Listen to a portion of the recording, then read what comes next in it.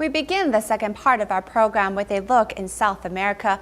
On April 16th this year, a 7.8 magnitude earthquake occurred off the coast of Ecuador.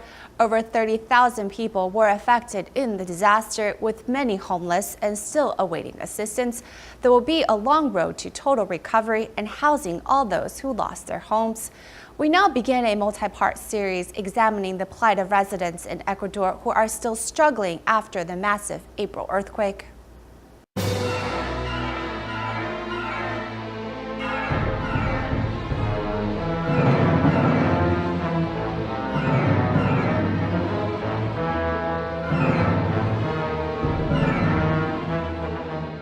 The earthquake lasted a full 49 seconds. The epicenter was 27 kilometers off of the northwest coast of Ecuador at a depth of 20.6 kilometers.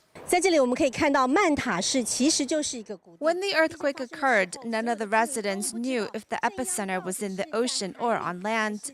Many expected a tsunami and began to rush to higher ground.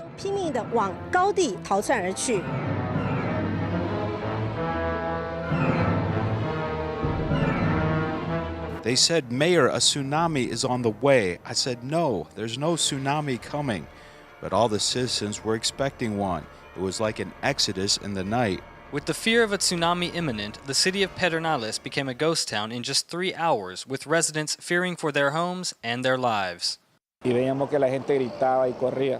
heard everyone yelling. The only thing I could do was try to remain calm for my family. The quake that occurred on April 16th was the largest the region has seen in nearly 70 years, with an estimated 30,000 people affected.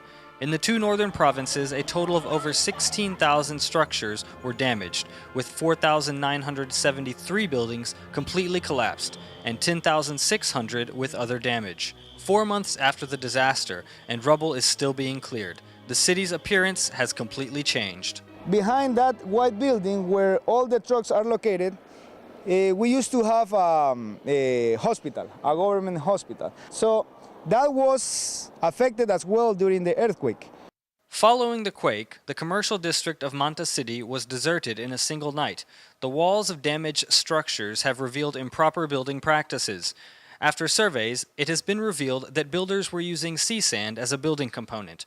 The structures never received proper geologic surveying before construction, and many of the building's dimensions exceeded regulations. Most of these structures were designed to hold 2 floors, and these owners, they started adding more floors because of mostly businesses, okay? And because these businesses, they were growing and they needed more space.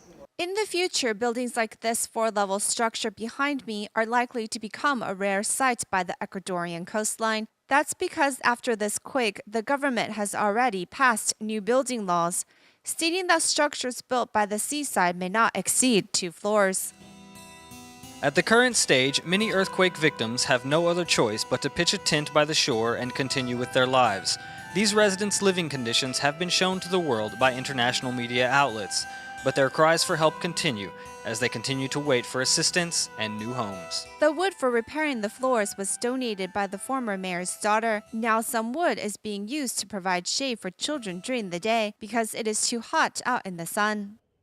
The housing problem is being further complicated by what many are calling a poor plan for redevelopment. Many say the rehousing plan proposed by the government will take far too long to implement. The government has a plan to gradually provide permanent housing. They expect by 2020 everyone will be covered. But many people say this is too long because the earthquake victims cannot live that long without a home. According to the rehousing plan drafted by the government, those that were renting their residence will be provided a stipend equivalent to half of a year's rent to assist in their resettlement. For those homeowners whose houses were partially damaged, $4,000 will be supplied to each household as a grant for repairs. However, for homeowners whose house was entirely destroyed, the government has proposed that public housing will be provided, but 10% of the building cost must be paid by the applicant. However, the complicated problem remains of what will happen to the original property of those homeowners. We live here. This property belongs to many people in our family. Given this situation, we can't go to the Ministry of Urban Development to register for assistance. There can be only one property owner. In cases like Maita's, where the property is owned jointly by the whole family, rebuilding will be a complicated issue. For now, she chooses to live elsewhere. It is certain that no one will ever forget the destruction that occurred on April 16, 2016. Many problems of the aftermath remain to be solved. As the new residents wait for assistance to solve their housing crisis, the region will maintain its pace towards recovery.